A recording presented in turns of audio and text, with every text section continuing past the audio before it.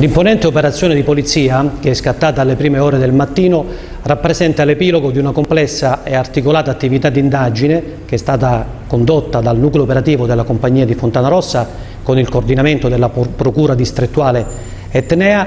e che ha consentito di smantellare i molteplici gruppi criminali che gestivano le 12 piazze di spaccio che sono state individuate e monitorate nel quartiere popoloso di San Giovanni Galermo di Catania. Si tratta di piazze di spaccio comunque controllate da Cosa Nostra catanese, che imponeva regole, prezzo e quantitativo della fornitura da approvvigionare.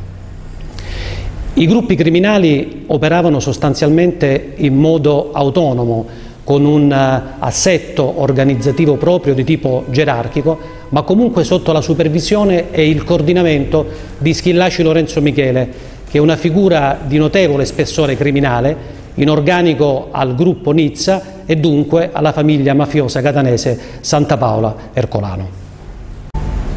Le innumerevoli cessioni di sostanza stupefacente, quindi parliamo di centinaia e centinaia di cessioni giornaliere nell'ambito delle 12 piazze di spaccio, avveniva secondo una dinamica operativa ben consolidata alla quale partecipavano tutti i sodali in relazione ai ruoli rivestiti e ai compiti assegnati.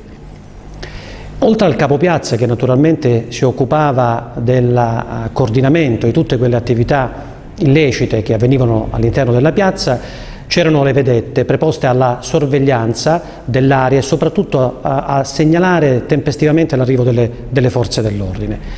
Poi naturalmente operavano anche i pusher che provvedevano alla cessione della sostanza stupefacente agli acquirenti, a volte da soli, a volte anche avvalendosi della collaborazione di altri sodali che si trovavano in prossimità dell'area di spaccio, all'interno di portoni, oppure in abitazioni private. L'attività investigativa ha anche permesso di accertare la disponibilità di armi in capo alle organizzazioni criminali,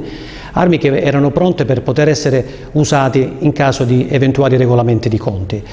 A proposito di armi, è stato videoripreso un episodio singolare avvenuto in occasione dei festeggiamenti della notte di Capodanno, quando si vedono sulla pubblica via alcuni sodali, tra i quali anche Schillaci Lorenzo Michele, imbracciare ed esplodere alcuni colpi di arma da fuoco con delle armi da guerra, anche con dei Kalashnikov e delle pistole. Fondamentale è stata anche la perquisizione effettuata esattamente l'8 novembre del 2019 presso l'abitazione di Schillaci Lorenzo Michele, sfociata poi nell'arresto dello stesso. Durante tali attività sono state infatti rinvenute banconote per un valore di circa 60.000 euro, una pistola e poi diverse carte: la carta degli stipendi corrisposti alle famiglie dei detenuti mafiosi in carcere, la carta delle estorsioni e la carta delle piazze di spaccio.